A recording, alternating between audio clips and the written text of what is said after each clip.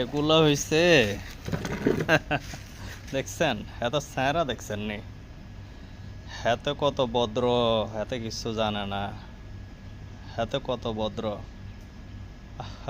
নিজের জীবনটারে নষ্ট করে দিতেছস। আরে পাগল, এই নেশা এমন জিনিস, তো জিন্দেগিটারে অন্ধকারের ভিতরে ঠেলে দিতেছস।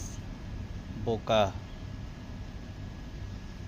এরকম অনেক মানুষ আছে আমাদের বাংলাদেশের ভিতরে, যারা প্রথম এই ছোটোখাটো নেশা থেকে শুরু করে, ধীরে ধীরে ধীরে ধীরে অনেক ভয়ঙ্কর রূপে চলে আসে।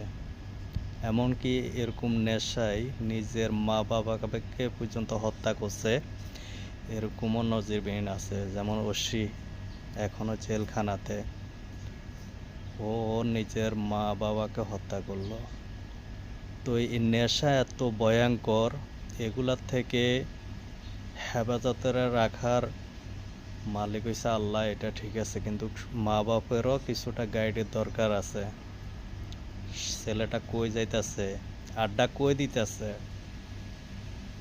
কত লেটে আসছে বাসায়, কি চাকরি করতেছে, চাকরি পরে কোথায় যাচ্ছে, গার্জিয়ানের কিছুটা খবর নেওয়ার দরকার আছে।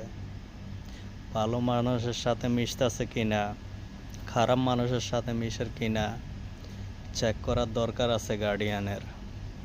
যখন গার্ডিয়ান এগুলা চেক করবে, এত বেশি খারাপ হবে না সন্তানেরা।